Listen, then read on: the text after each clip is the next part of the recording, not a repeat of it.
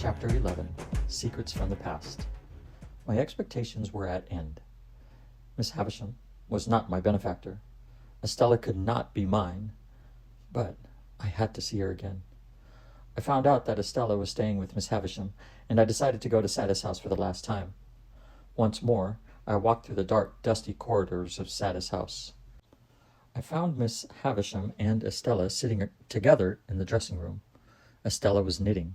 Both women looked at me in surprise. "Why are you here, Pip?" Miss Havisham asked. "I have something that I must say to you, Miss Havisham," I replied. "I have found out who my benefactor is, and I am very unhappy. I thought it was you.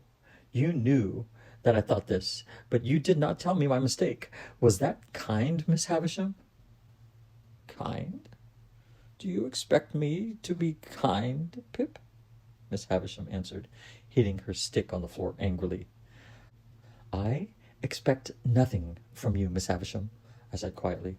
"I have come because I need your help, but not for myself." "Who do you want me to help?" Miss Havisham asked. "What do you want, Pip?" 2 years ago, I was able to help my good friend Herbert Pocket. I paid money for him to become a partner in a business, I explained. He does not know who did this. Now I need more money to complete my plans for him. I cannot take money from my benefactor. Can you help me?" At first, Miss Havisham said nothing.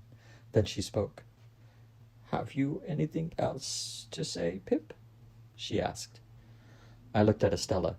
She went on knitting and did not raise her head. "Estella," I said, "you know I love you. I have always thought that Miss Havisham wanted us to marry.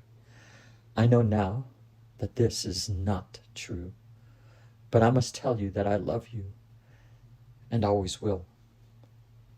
"Love is a word I do not understand," Estella answered. "I tried to warn you, Pip, but you didn't listen.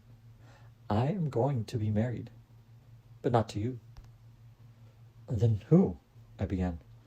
"Bentley Drummle," Estella said quietly. "Estella, that can't be true," I cried. "He is stupid and cruel. You will never be happy with him." "Do you think he will be happy with me?"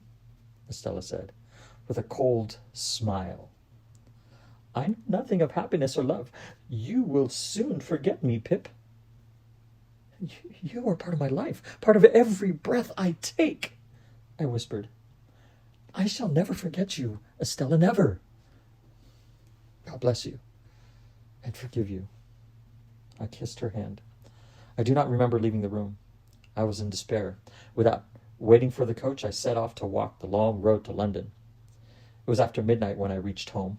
I climbed the stairs to our rooms, desperate and exhausted. Fixed to the door was a piece of paper. "Don't stay here tonight. Go to Old Mill Bank at 8 tomorrow night. Burn this note." The message was in Wemmick's writing. I stayed at an inn and waited for the hours to pass. At 8 o'clock that night, I was outside the house at Old Mill Bank. I knocked at the door and Herbert opened it. He took me inside and spoke quietly. "He is safe now," Herbert said. "But there is danger. Wemmick found out and warned us. Come upstairs and see Magwitch." Abel Magwitch was sitting quietly by the window of his room. He was looking at the river below him. His face looked old and gentle now. "I am pleased to see you, dear boy," he said. "Compeyson is in London looking for me. Compeyson found out that I had come to see you, but Herbert thinks I am safe here, and Jaggers knows everything." "This is a good place to be for another reason," Herbert told me. "When you and Magwitch are ready to leave, we can row him down the river ourselves. You can get on board a ship at the mouth of the river. Compeyson will not expect you to escape like this. You will soon be far away." "When do we go?" I asked quickly. "Soon, Pip," Herbert said. "First we'll buy a boat and row up and down the river every day. People will get used to seeing us. They will think we enjoy rowing on the river. Meanwhile, I will come here as usual. When I visit Clara, I can see Magwitch. You must not come here, Pip. Compeyson wants you to lead him to Magwitch." We followed Herbert's plan. Herbert and I rowed on the river nearly every day. No stranger went near Old Mill Bank, but I was unhappy.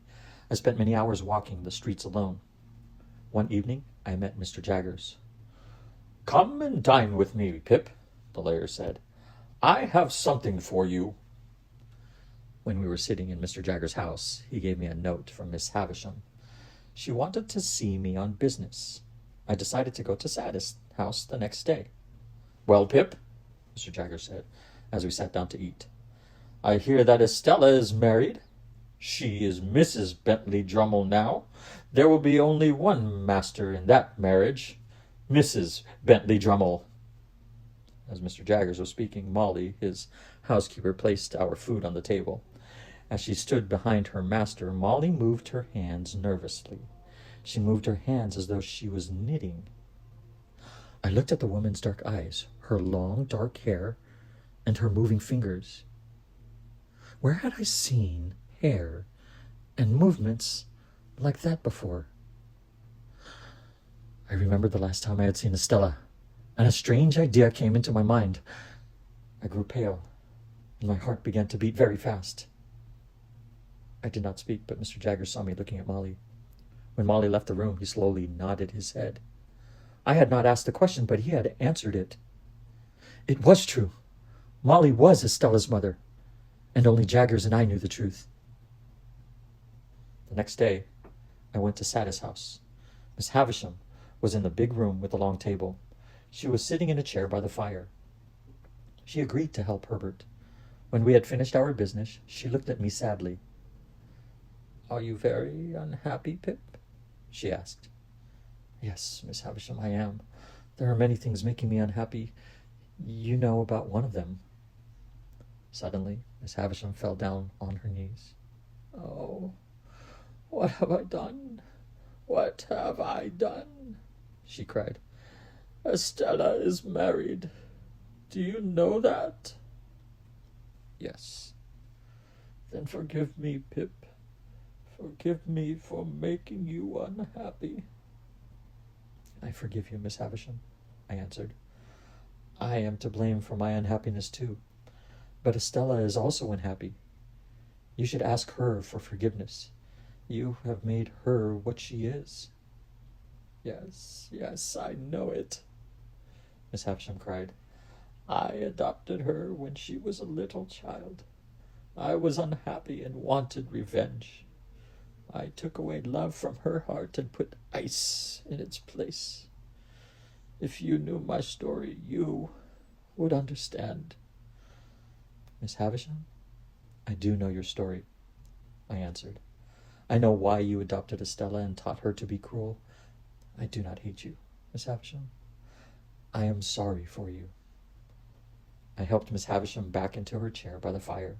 Then I left the room quietly. I went downstairs and walked up and down in the garden.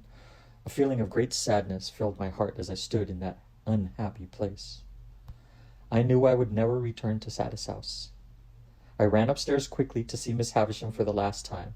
She was sitting quietly by the fire and did not move.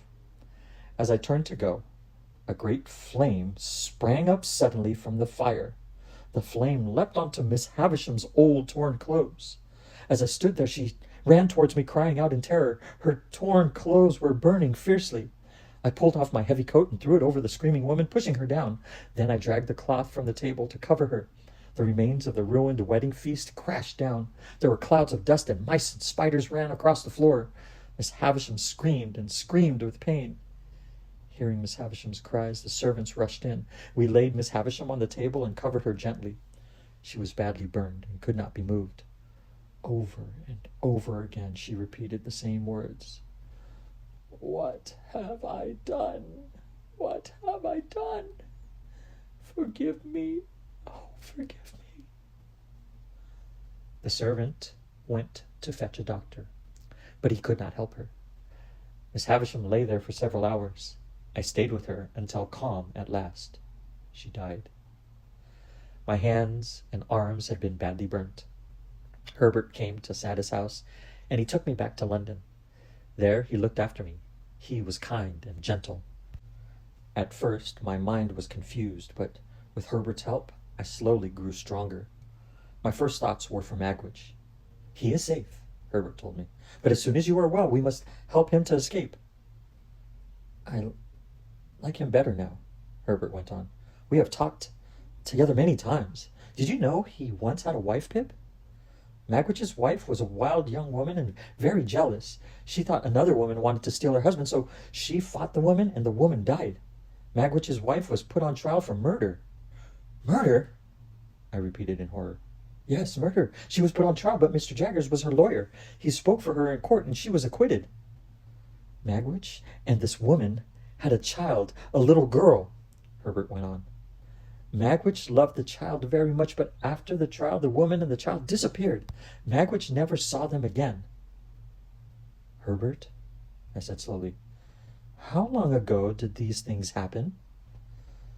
About 20 years ago, Herbert answered. 3 or 4 years before Magwitch saw you in the churchyard, you reminded him of the child he had lost. I sat up slowly.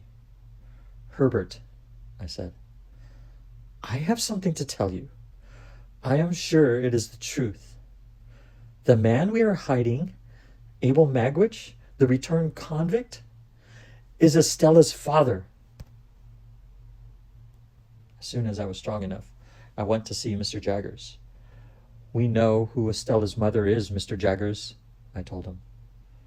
Estella's mother, Pip, Mr. Jaggers said carefully. Yes, I have seen her in your house, Mr. Jaggers. The lawyer said nothing. I now know something more. The name of Estella's father, I went on. Mr. Jaggers looked at me sharply. His name is Abel Magwitch, I said. And Abel Magwitch is the man who is my benefactor. Why does Magwitch think this? Mr. Jaggers asked in surprise. He doesn't think this, I answered. He does not know that his daughter is alive. I told Mr. Jaggers everything I knew and the things I had guessed. Mr. Jaggers, I said at last, terrible things have happened to all these people. They must be told the truth. Mr. Jaggers thought for a time before he spoke. Perhaps you are right in what you have guessed, Pip, but who would be helped by knowing the truth now? Would the mother be helped? Or the father? Or the child? Think carefully, Pip. No one would be helped by knowing the truth. No one. Mr. Jaggers was right. I thought of Estella. She had married a rich man from a proud family, but she was the daughter of a convict. The truth would destroy her. She must never know it.